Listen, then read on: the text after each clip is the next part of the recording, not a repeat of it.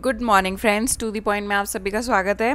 आज के वीडियो में हम दो टॉपिक्स को डिस्कस करेंगे जो कि इंटर रिलेटेड टॉपिक्स हैं। फर्स्ट है लॉरेंस कर्व और दूसरा है जिनी कोएफिशिएंट। अब लॉरेंस कर्व और जिनी कोएफिशिएंट में क्या फ़र्क है? तो फ्रेंड्स ये दोनों ही इनकम इनइक्वालिटी को दर्शाते हैं और जो लॉरेंस कर्व है वो पिक्टोरियल रिप्रेजेंटेशन है इनकम इनइक्वालिटी का, वेयरएज जो जिनी कोएफिशिएंट है वो एक नंबर में बताता है कि इनइक्वालिटी कितनी एग्जिस्ट करती है। स्टार्ट करते हैं लॉरेंस कर्व से। The Lawrence curve was developed by Max or Lawrence in 1905 to represent inequality in wealth distribution। देखो फ्रेंड्स, ये हम शुरू से सुनते आ रहे हैं कि इनकम जो डिस्ट्रीब्यूशन है या वेल्थ डिस्ट्रीब्यूशन है उसमें बहुत ज़्यादा इनइक्वालिटी एग्जिस्ट करती है। कहा जाता है कि दुनिया की मोर देन 80% ऑफ वेल्थ जो है वो 10% लोगों के हाथ में ही है। तो आप देखिए कितनी ज़्यादा इनकम इनइक्वालिटी है कि जितनी भी वेल्थ है उसका 80% सिर्फ दुनिया के 10% लोगों के हाथ में है और बाकी का बचा जो 20% है वो बाकी 90% लोगों को बट जाता है। तो हुआ ना income inequality. In other words, it is a graphical representation of the distribution of income or wealth.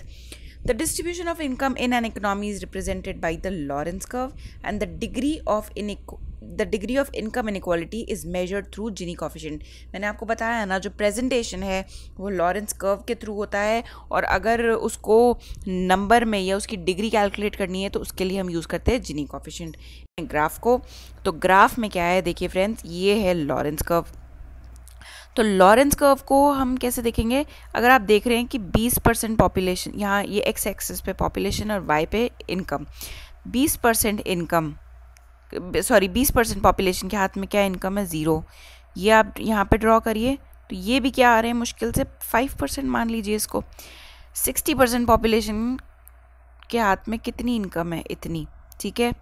अब यहाँ चलिए, ये देखिए 80%, और अगर 100 की बात करें तो कितना है? तो आप देख रहे हो इनकम इनइक्वालिटी। और फ्रेंड्स, ये जो होती है ना लाइन ऑफ इक्वालिटी 45 डिग्रीज पे बनती है। इसका मतलब ये देखो, अगर यहाँ पे ड्रॉ करें हम तो 20% पॉपुलेशन के हाथ में 20% इनकम है, 40% के हाथ में 40% इनकम है, 60% पॉपुलेशन के हाथ में 60% ऑफ द इनकम है। ये परफेक्ट लाइन ऑफ इक्वालिटी है, मतलब कोई भी डिस्क्रिमिनेशन नहीं है, कहीं भी इनइक्वालिटी एग्जिस्ट नहीं करती। और लाइन ऑफ इक्वालिटी जो है फ्रेंड्स, ये प्रैक्टिकली जो है एग्जिस्ट नहीं करती, क्योंकि कोई भी ऐसी सिचुएशन नहीं होती है जहाँ पे जो इनकम डिस्ट्रीब्यूशन है वो बिल्कुल इक्वल हो पॉपुलेशन के बीच में। हमेशा कहीं ना कहीं किसी ना किसी तरीके से इनइक्वालिटी तो एग्जिस्ट करती ही करती है। और ये जो लॉरेंस कर्व है, ये जितना लाइन ऑफ इक्वालिटी से दूर होगा, आप समझ लीजिए उतनी ही इनइक्वालिटी ज़्यादा है। तो ये लाइन ऑफ इक्वालिटी हुई। अगर लॉरेंस कर्व ऐसे ड्रॉ होता है तो मतलब इनइक्वालिटी कम है। जितना ज़्यादा ये कर्व बेंड होता जाएगा उतनी ज़्यादा इनइक्वालिटी बढ़ती जाएगी। तो ये तो हो गया आपका लॉरेंस कर्व। इसको हम किस तरीके से रीड करते हैं वो भी देख लिया।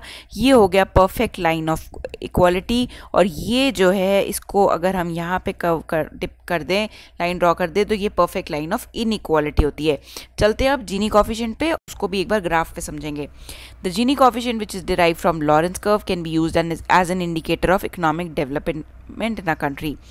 It measures the degree of inequality income equality in population. आपको बताया वो पिक्टोरियल रिप्रेजेंटेशन है और ये डिग्री या नंबर बताता है। The Gini coefficient can vary from 0 that is perfect equality to 1 perfect in equality.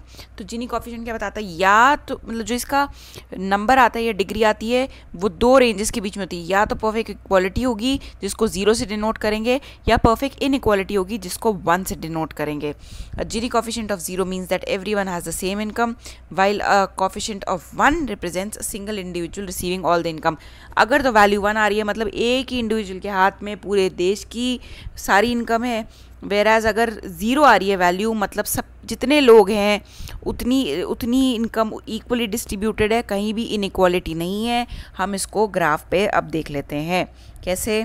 ये था आपका लॉरेंस कर्व, देखिए ये थी हमारी लाइन ऑफ इक्वालिटी 45 डिग्री पे। यहाँ पे फिगर्स थे, ये नंबर्स थे 20, 40, 60, 80। यहाँ पे भी ड्रॉ कर लेते हैं 20, 40, 60, 80, ठीक है। और ये था हमारा लॉरेंस कर्व, ठीक है। अब आप मान लीजिए ये जो एरिया है ना बिटवीन लॉरेंस कर्व और परफेक्ट लाइन ऑफ इक्वालिटी के बीच में, इसको हम बोल देते हैं ए। फिर से बता देती हूँ, ए क्या है, वो एरिया है जो लाइन ऑफ इक्वालिटी और लॉरेंस कर्व के बीच में एग्जिस्ट करता है, और जो एरिया जो ये लाइन ऑफ इनइक्वालिटी है उसके बीच में और लॉरेंस कर्व के बीच में एग्जिस्ट करता है, जो कि ये एरिया हो गया, इसको हम बोलेंगे एरिया बी। ठीक है, अब फ्रेंड्स पहली सिचुएशन लेते हैं वेयर जो ये लॉरेंस कर्व है ये बिल्कुल जो लाइन ऑफ इक्वालिटी है उसके ऊपर है, राइट। ठीक है, एक बार इसको हम दूसरे बोर्ड पे ही ले लेते हैं। ये था आपका लाइन ऑफ इक्वालिटी, ये आपका लॉरेंस कर्व।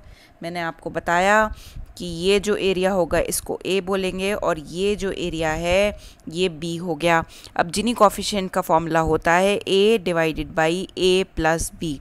ठीक है, अब फर्स्ट सिचुएशन लेते हैं जहाँ पे जो लाइन ऑफ इक्वालिटी है इसी पे लॉरेंस कर्व है, मतलब हर चीज़ इक्वल है, कोई इनइक्वालिटी एग्जिस्ट नहीं करती। मतलब ये जो एरिया आया इसकी वैल्यू 0 हो गई, क्यों? क्योंकि जो लॉरेंस कर्व है बिल्कुल लाइन ऑफ इक्वालिटी पे है।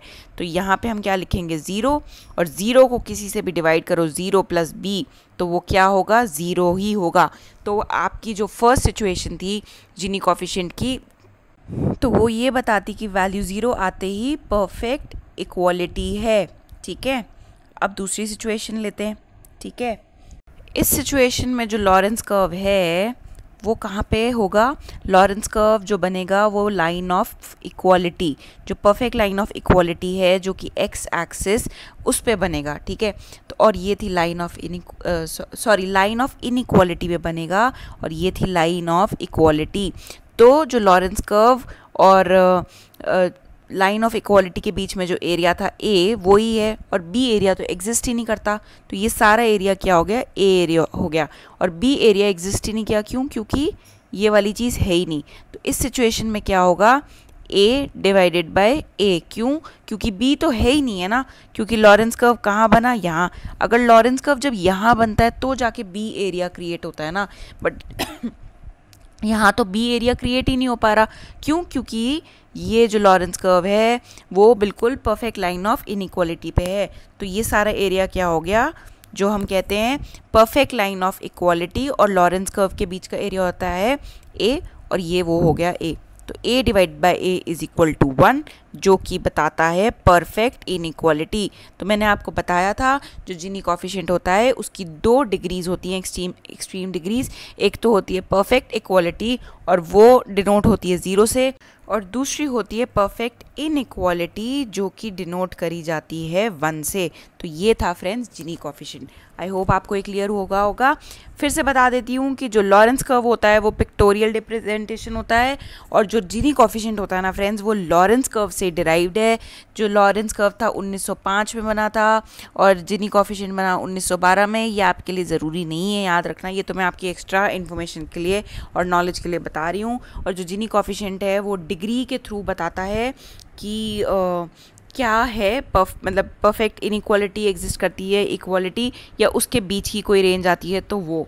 सो फ्रेंड्स आई होप आपको कोई कन्फ्यूजन नहीं रहनी चाहिए इतना डिस्कस करने के बाद, क्योंकि मैंने काफ़ी डिटेल में आपको ये चीज़ें ग्राफ्स बना के सिचुएशन 1 सिचुएशन 2 समझा दी है।